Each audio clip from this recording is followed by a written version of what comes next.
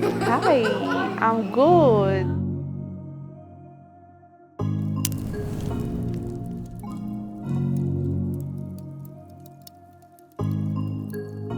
All right, so my name is Joan The. I think for so many years, I thought I was only a career coach. So many people know me as a career coach, and that's what I do. I think 70% of what I do is career coaching. And so this is where I help people position themselves for work that is aligned with their strengths, their skills, and their passions. So it's something that I'm really passionate about.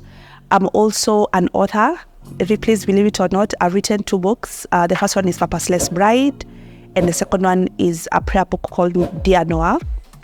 And then I'm also a content creator, but this came like by accident because in my quest to teach people about finding work that was in line with their strengths, their skills, and their passions, I started creating a lot of content to teach people about how to write good CVs, how to do good LinkedIn profiles, how to prepare for interviews. And that really grew in a way I did not expect. And I think this happened during COVID because we were all at home. So I started creating a lot of content. And now today I can say content creation has actually become an income stream.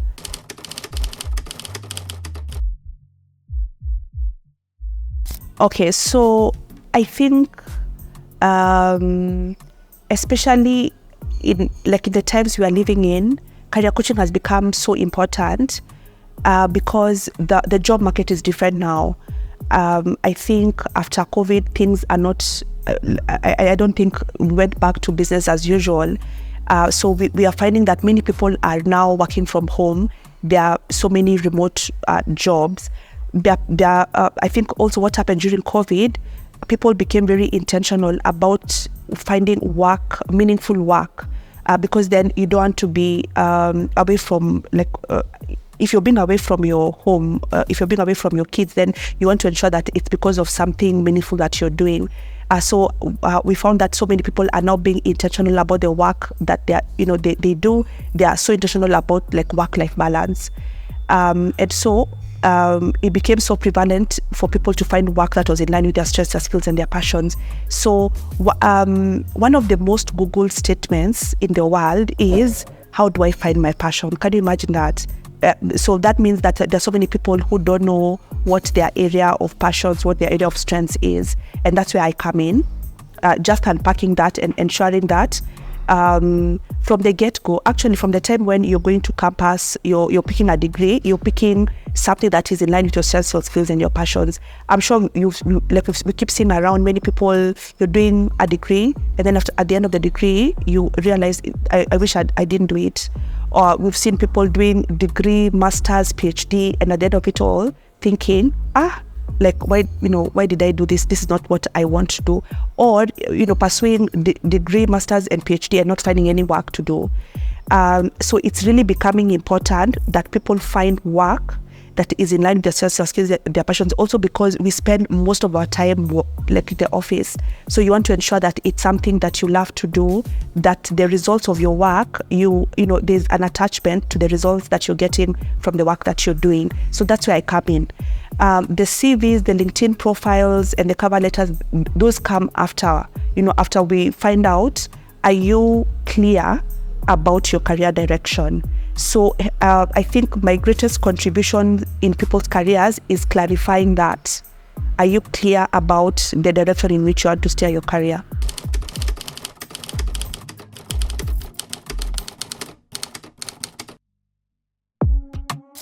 I think I've been fortunate to work for amazing organizations. I had amazing mentors. The work environment was one that allowed me to thrive. So what I'd say, so the work I was doing, I was being paid very well, I think above most of my peers.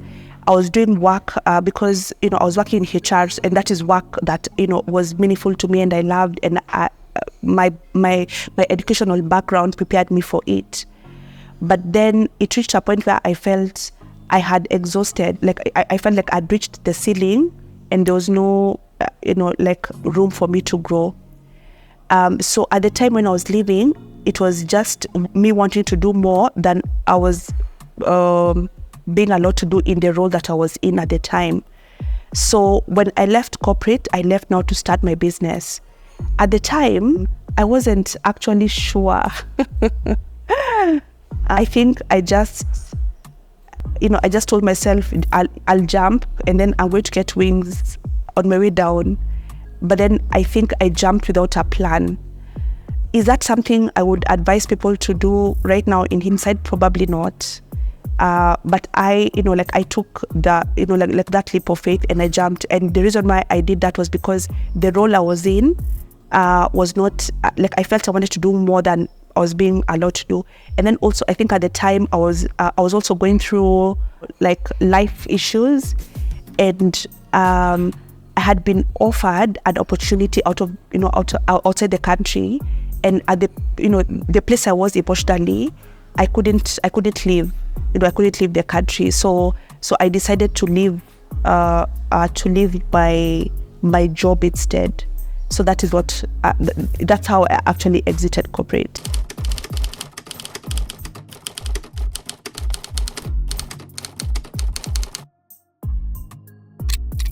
One of the things that I remember, even when I was in corporate, I really used to give 200% to my employer. To be very honest, I used to work, I think, all the time, and it was not.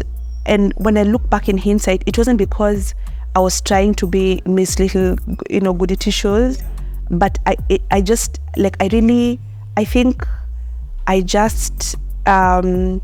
like being known for what I bring to the table. So the organization I worked for was really high pressure, and I think I also thrive when the pressure is high. So I remember working long hours, really, really long hours. And so that same work ethic is what I brought to when I started my business. Now the amount of hours I was putting in for someone else, now you can imagine how much more I would do for my own business. So I think that work ethic, the same work ethic that I had then is what I'm using now. And one of the things I usually advise my clients, if where you're employed, you're not going over and above, it doesn't matter how the environment is, you'll probably not thrive as a self-employed person if you're not going over and above for your employer. Also now, so when I was leaving corporate, I think I was also confident in my network that they knew me as the person who would deliver. I think if you asked anyone to describe Joanne, she's going to get the work done, period. And then everything else comes after that. And so even getting strong referrals really helped me now when I started the business, because then if anyone was asked, oh, do you know Joan Tho, did you work with her, then I think most people would have a strong recommendation to give.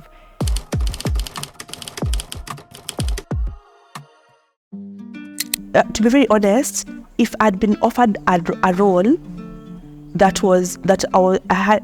needed to do more than what I was currently doing, I would probably have never left. It's that the role I had was, first of all, because the role that was in front of me, I needed to leave the country, and I was going through a lot personally that I felt I was not I was not ready to be in a different country at that particular time because of what I was going through. So that is actually the reason why I left. Otherwise, if I had a role in Kenya and I was doing, and it was a bigger role than what I was doing, I would have probably never left. So I don't know, I think for me it was more circumstantial than anything else. I actually left afraid, because I'm leaving not knowing, what am I going to do next. All I knew is that I couldn't leave, I couldn't take a role in Dubai at that particular time. Yeah, so I had to leave.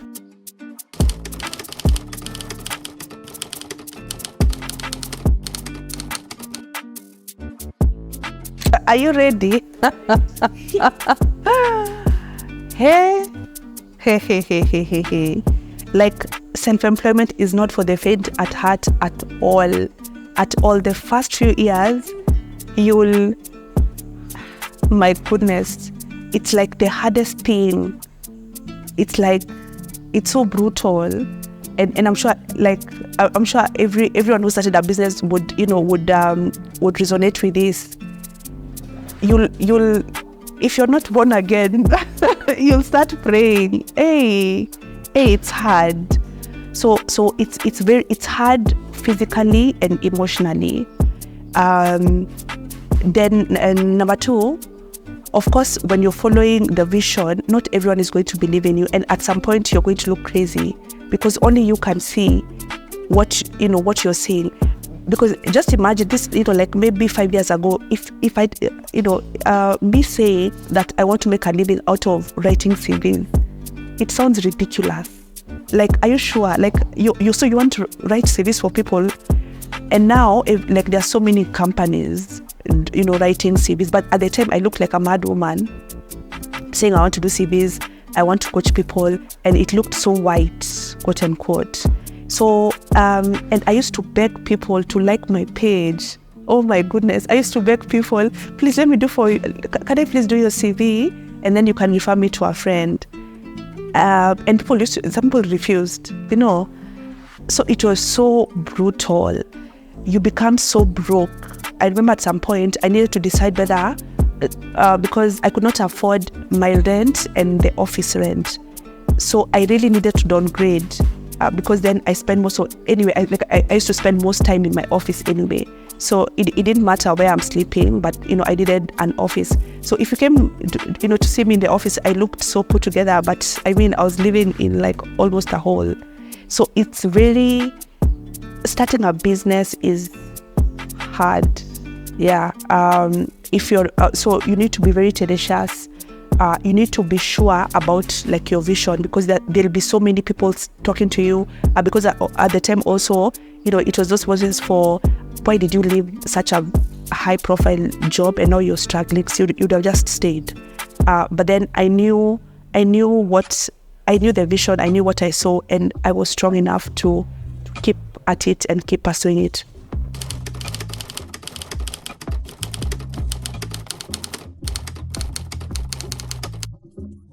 So it's hard, I won't lie to you, because, I remember the days when I was single and it was hard feeding myself and clothing myself. And now there are three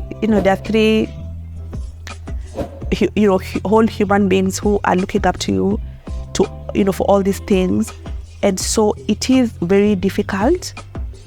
It's difficult mostly because my kids are very young. They're all under 5. So I have 3 under 5. And right now, what they really need is one-on-one time. So that is something I cannot delegate.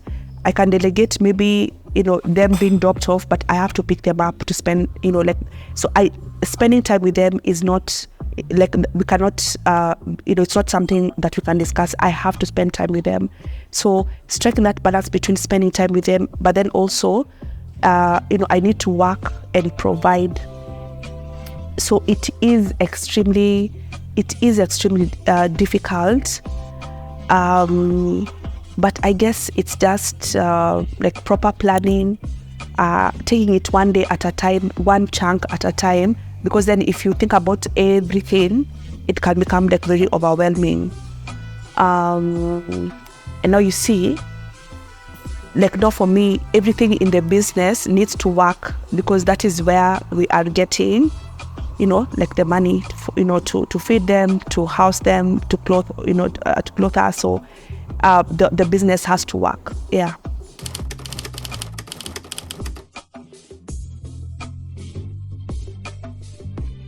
Instagram and LinkedIn is where we are most active. And I think the first thing you'd want to do is book a career coaching session, because, like that is where you start. First, getting clear about your career direction, and then now we get onto the packaging. But you can reach out to me at Joan The Career Coach. Every day, there are thousands of recruiters from different parts of the world looking for talent. So every day that your profile is not revamped, every day that you're not active on LinkedIn, it means you're missing out on opportunities that you'd have otherwise gotten.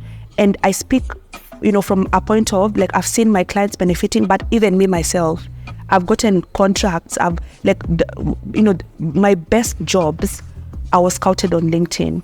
So I'm a very strong, advocator for the platform, because it's very, it's not anything complicated. Just need to have a good LinkedIn profile, and you also need to be active. There, I say it's probably more effective than a CV, because it's doing work for you even when you're not actively sending out jobs, number one. And then number two, LinkedIn also has jobs. So it's, you can make job applications using Easy Apply on LinkedIn. I know LinkedIn normally has this premium, like you can have a premium account, which you pay it's probably like $50, and you actually do not even need a premium account for it to be effective. All you need to do is, if you're active on LinkedIn, then your profile is going to always pop up when someone is looking for someone with your credentials. So, it's something I keep singing. If you follow me on social media, you'll know I sing about it, because I have seen the importance of it. And again, we are told in the Bible that my people perish because of lack of wisdom. Many people think it's this complicated platform. I don't want to have a LinkedIn profile. One of the biggest disservices you can do for yourself as a job seeker is not have a LinkedIn profile, because you have nothing to lose.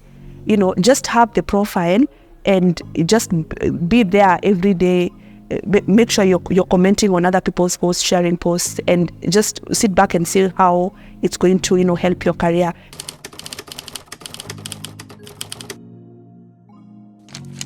I think watching Kenyan content has become very therapeutic for me. So I'm watching Toxic and Single Kiasi. I'm really enjoying I'm really enjoying the Kenyan content, I must admit.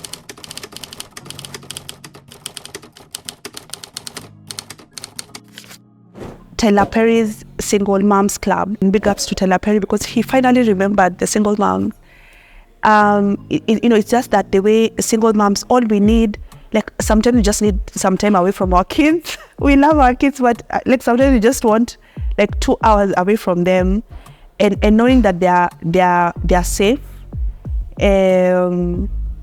allows you to just spend some time doing nothing, even watching a stupid movie, not to add any knowledge to your life, but just to laugh. So it's just about single moms having a safe place where they can just be girls is a whole gist. So I really resonated. And then there are 5 different women with different personalities going through different things. It's such an amazing movie.